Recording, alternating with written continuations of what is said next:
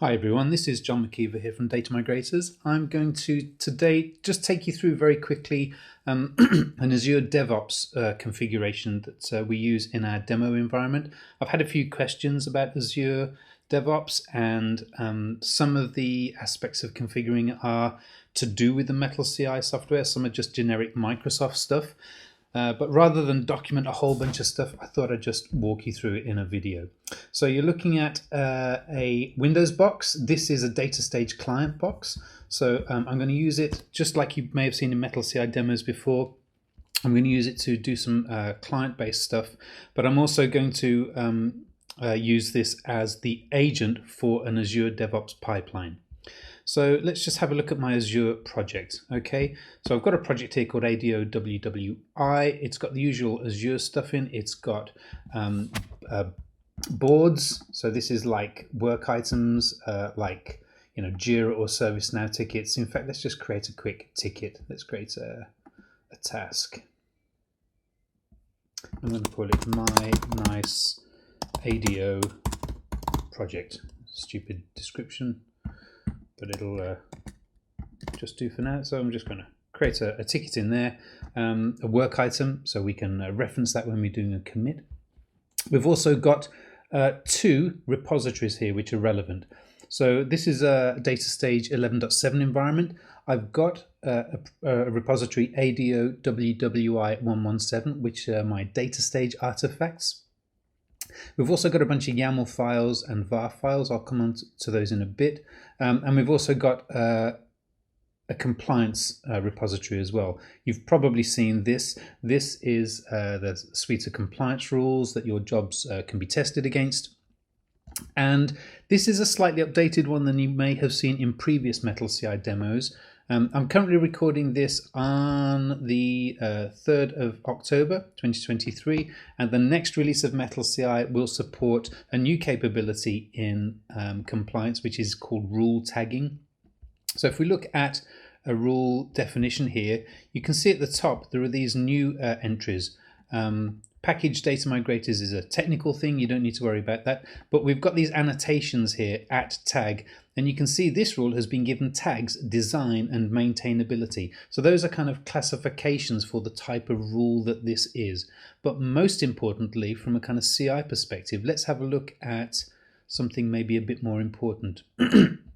Like encrypted DB passwords. This is a rule that says all password values in connectors, for example, should be encrypted. And this has got a tag security, fail CI, and fail upgrade. So fail CI is the one that's going to be interesting for this particular pipeline. Because what this Azure pipeline, when we run it, is going to do is it's going to look for rules with this fail CI tag. And if a rule with a fail CI tag is triggered, then the whole CI process falls down and stops. So that's that kind of code quality firewall that you may have heard me talking about in the past. And this repository ships with the latest version of MettleCI. But let's go back to our code artifacts repository. And these YAML files are what's important. These are Azure DevOps pipeline definitions or templates, which are kind of reusable components that are slotted in at runtime into pipelines. So the one we're going to run today is this DevOps CI YAML file. Again, this is an example. This is the example which ships with the latest version of MettleCI, and I don't want to go through it in too much detail because it is hopefully self-explanatory and is fairly well documented with a whole bunch of comments. But I just want to use this to kind of drive a couple of kind of illustrations I want to make about the way Azure DevOps works. So we've got this pipeline YAML, which is kind of effectively broken up into stages. The first thing you'll notice is a trigger clause. So this tells Azure when this pipeline will be triggered. In this case, it's for any commit on the main line, on the main branch of this repository, but which is not a .yml file. So you can edit the YAML files to your heart's content, but any other commit will trigger this pipeline. and I'll tell you when Azure actually picks that code up and understands when it should trigger the pipeline shortly. In fact, I'll do that now. Why don't we just jump over? Yeah, that's a good time to do that. So if I just have a look in the pipelines, you can see I've got 4 pipelines defined. Stuff to do with hot fixing, which is a demo I did recently. Stuff to do with upgrades, which is automatically migrating jobs between 11.5, 11.7, and in the near future, Cloudback. But this is the pipeline we're looking at the definition for. ADO WWI 117 DevOps CI. So I can look at the previous runs for this pipeline, and I can go off and edit the definition actually from within here. But these pipeline entries in this table here are not created just by the presence of a YAML file in your repository. You have to go and hit New Pipeline. And you can say where the pipeline is. In this case, it's in an Azure repo. It's in my 117 repo. It uses an existing YAML file, and I can call it, Fred Flintstone if I want. It doesn't really matter what it's called. And then that will create one of these pipeline entries.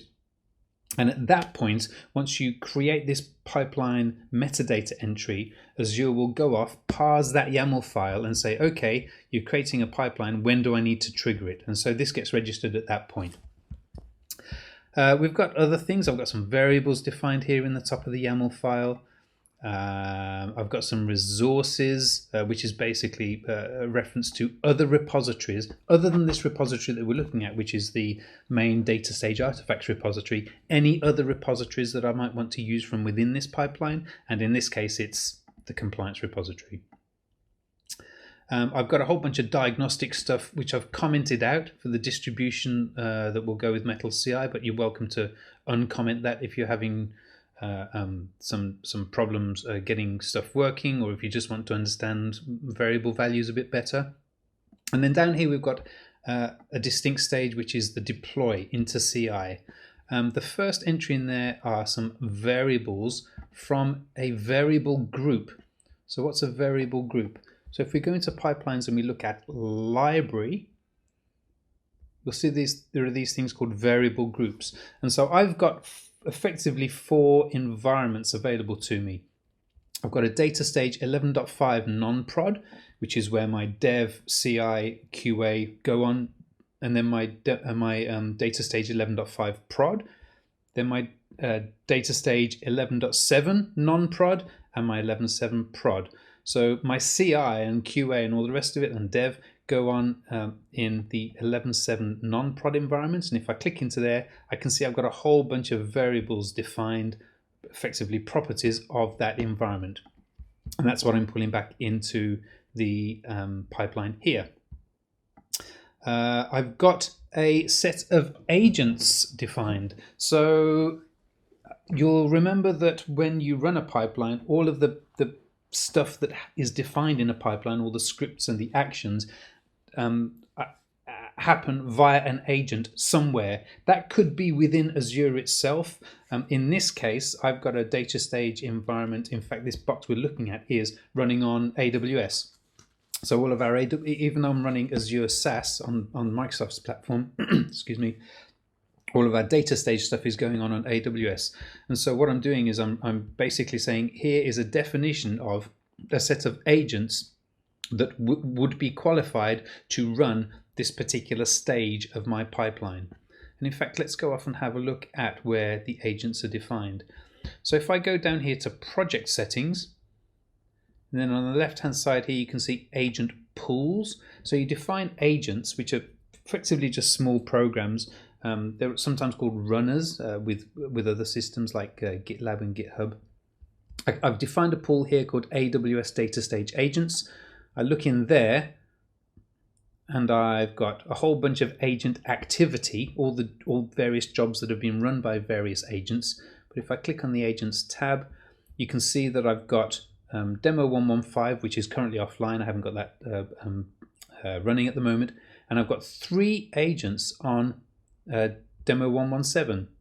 Now remember, I told you that this box I'm actually looking at, this Windows box, is the MettleCI agent host. So if I look at the services running on this box, I can actually see that I've got three agents actually running on this box. And the reason I've got 3 agents running is I want to actually do up to 3 different things concurrently. And so each agent can effectively do 1 concurrent activity. So if you want to run multiple concurrent pipeline activities on multiple current pipeline jobs on a single Azure agent, on a single data stage agent, then you'd need to install multiple agents like I've done here. And installing agents is really easy. You just come here, you say new agent. Azure will say, well, for Windows, you can download the agent zip file, which is the code for the agent, and then it gives you a command here. So what I did was I created a directory called Azure Agents, then a directory called demo117a. I went into there and I followed the instructions for installing and configuring an agent. In fact, how much time have I got? 2:41. I won't go and install an agent now. It's pretty straightforward. Just follow the instructions. If you have any trouble, go and have a look at the usual old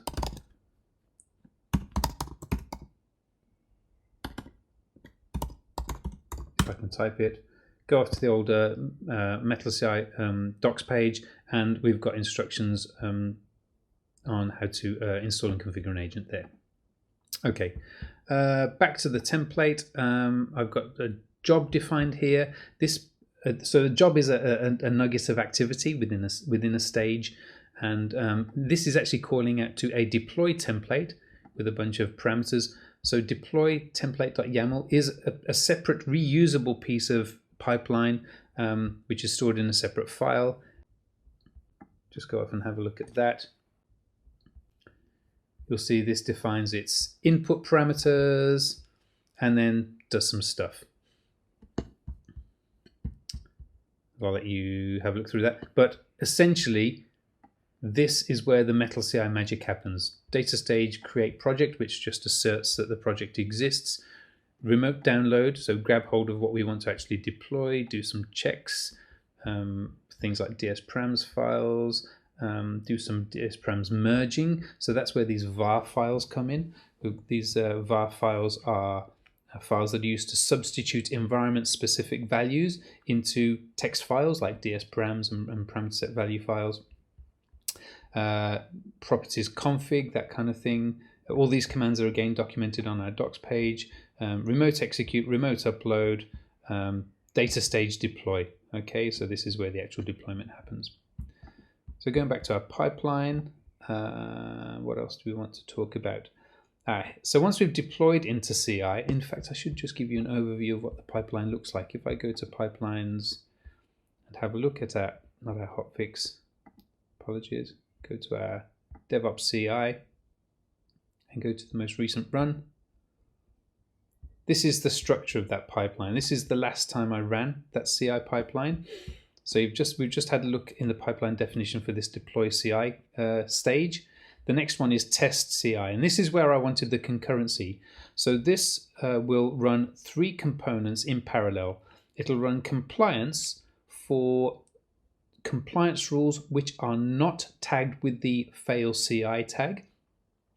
And if any errors occur, it will just give us a warning like this, and it will say there are some test failures, but you can see it hasn't stopped the CI running completely. It's certainly created test outputs to these are these JUnit compatible XML files that tell us that I do have some testing failures, but the pipeline configures the core so that it doesn't fail CI. And you can take these outputs and start putting them into test plans and other bits and pieces like that, if that's what you use in Azure. So I run the warnings, then I run compliance again, importantly, at the same time with only the fail CI compliance rules, and they've all passed.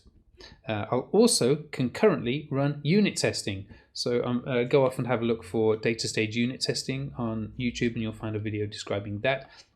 Once those 3 jobs have completed successfully, even though there's a warning here, it is classed as a successful completion, we then go and tag the release candidate to say, okay, this particular commit has passed CI, it's suitable for downstream promotion.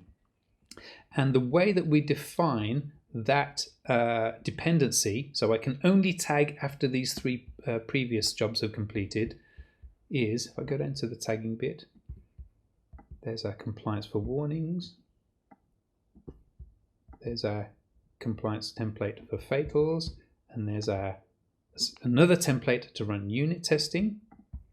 Then at the end, I've got my tagging job, and this depends on, and then it uses the name of the previous three jobs. Okay, so it looks for compliance test, CI warn, CI fatal, and unit test CI. Note, however, something interesting is that the name of these jobs are defined programmatically within the template. So if I have a look inside the compliance template, for example, just jump back there. Sorry, I'm going to jump to it here. Files. If I look in the compliance template, we'll see that the actual job name is compliance underscore test underscore whatever kind of parameters you've supplied to us. Okay, and that's why we end up with these CI warn, CI fatal. Okay, because those are provided as parameters to the template there, CI warn and CI fatal. Similarly for unit test. Okay, so that's the CI stuff. Once that completes, it deploys to, I think it automatically deploys to QA and to perf. I think it automatically deploys to QA. We then have, no, it doesn't actually. It has a check, and before we deploy to QA, it stops and it prompts me to say, hey, do you approve deployment to QA? An important point, that manual approval step is not defined in the pipeline. Okay, it's defined in an environment. So if I just have a look over here, pipelines, environments, you can see I've got a bunch of environments defined. And they're really easy to define. You just hit new environment and you call it Fred Flintstone, and you, oh my typing, come on, and you give it some description and you hit create, and then what you can do, I'll just click on this one here, this continuous integration environment. This is all the activity related to that environment, but there's an approvals and checks tab, which obviously for the continuous integration environment, I don't need to perform any checks on deploying into the continuous integration environment. It's always available to me. I can always deploy code into there. However, let's have a look at QA, the next one after CI and approvals and checks. And you can see I do have a check there because someone's gone off and said add a check. And there are a whole bunch of different checks you can do. They're pretty flexible in Azure. You can get it to call services and only be able to deploy during certain hours and all kinds of different stuff. I'll let you read about that in the Microsoft documentation. But this check here is that the deploy to this environment requires approval by members of this particular user group. Okay, and there's all kinds of other things, like you can say if we prompt for approval and nobody approves it within 30 minutes, then the pipeline that's requesting that approval effectively goes into a quiesced state and effectively goes on pause and consumes no more resources. So that's environments. The other thing I wanted to touch on is what haven't we touched on? We've spoken about variables, we've spoken about agent pools, we spoke about multiple agents, templates, we spoke about approvals. I think that's everything. Yeah. Be aware also in Azure DevOps there are YAML pipeline definitions, and then there's a kind of what they call classic pipeline definition, where you can go and create pipelines by dragging and dropping elements onto a user interface, and things like deployment groups and releases and things like that. A lot of those capabilities are more related to classic pipelines. So when you are looking at the capabilities of Azure DevOps, do understand that you're effectively looking at two pipeline systems supported by one user interface. One is the classic and one is the YAML. The YAML is newer. Anecdotally is the one that's kind of going to be supported more in the future. So yeah, understand the differences between those two. I think that's everything. If I have any more, I'll come back another time and create another video for you. But for now, thanks for your attention. If you're an IBMer, you can get in touch with us on the IBM Slack channels, MettleCI and MettleCI Tech. If you're a data migrators customer, you can raise a ticket against us or contact us in the usual way. And if you're just interested in finding out more about MettleCI, particularly with relation to Azure, then please do get in touch at mettleci.com. Thanks very much.